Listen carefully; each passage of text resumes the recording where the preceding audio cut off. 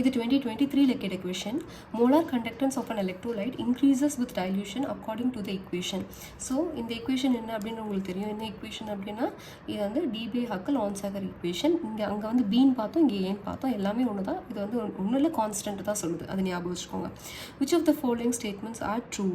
உங்களுக்கு நான் என்ன சொல்லியிருக்கேன், இந்த ஏ எதை டிபெண்ட் பண்ணியிருக்கோம் அப்படின்னு சொல்லியிருக்கேன். Individual ions and ions depend பண்ணியிருக்கோம். அதாவது கேட்டையான் அனியான்ஸும் டிபெண்ட் பண்ணியிருக்கோம். அது மட்டும் இல்லை, நேச்சரும் டிபெண்ட் பண்ணியிருக்கோம் அப்படின்னு சொல்லியிருக்கேன்.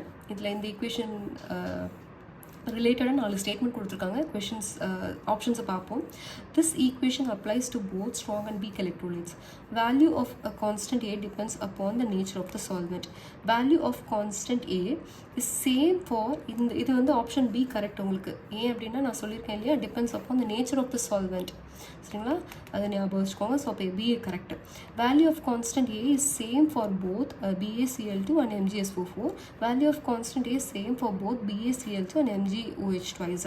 ஸோ ஃபஸ்ட்டு ஆப்ஷன் பாருங்கள், இது வந்து ஸ்ட்ராங் அண்ட் வீக் எலக்ட்ரோலைட்ஸ்க்கு அப்ளை ஆகும்னு சொல்லியிருக்காங்க. பட் நம்ம பார்த்தோம் அது ஸ்ட்ராங் எலக்ட்ரோலைட்க்கு தான் வந்து அப்ளை ஆகும். அப்போ தான் உங்களுக்கு வந்துட்டு நெகட்டிவ் ஸ்லோப்போட உங்களுக்கு ஒரு ஸ்ட்ரெயிட் லைன் கிடைக்கும். கரெக்டுங்களா? பட் வீக் எலக்ட்ரோலைட்ஸ் பார்த்தீங்க அப்படின்னா உங்களுக்கு கர்வ் மாதிரி கிடைக்கும். ஸோ இப்போ இது எதுக்கு ஒபே ஆகும்? இந்த ஈக்குவேஷன் ஸ்ட்ராங் எலக்ட்ரோலைட்ஸ்க்கு மட்டும் தான் ஒபே ஆகும். ஸோ அப்போ இது ஆப்ஷன் ஏ வந்து தப்பு. ஆப்ஷன் பி கரெக்டானு பார்த்தீங்கன்னா option B correct. Value of constant இப்போ வந்து சிஆர்டியா அப்படின்னு நம்ம பார்க்கணும். இப்போ சிஆர்டியான்னு பார்க்குறதுக்கு BaCl2ன்னு கொடுத்துருக்காங்கல்ல சி ஆப்ஷனில், அது எப்படி ஸ்ப்ளிட் ஆகும்? Ba2+ 2Cl- ன்னு ஸ்ப்ளிட் ஆகும்.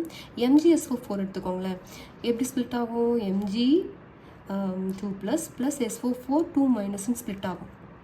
நீங்கள் சார்ஜை கம்பேர் பண்ணி பாருங்களேன். 2+ இருக்குது, 2+ இருக்குது, ஓகே. பட் இங்கே பாருங்களேன், Cl- இருக்குது, இங்கே SO4 2- இருக்குது. சரிங்களா? Cl வந்து அதாவது சார்ஜை மட்டும் பாருங்கள், நீங்கள் கோஎஃபிஷியண்ட்டை பார்க்காதீங்க, சார்ஜை மட்டும் பாருங்கள்.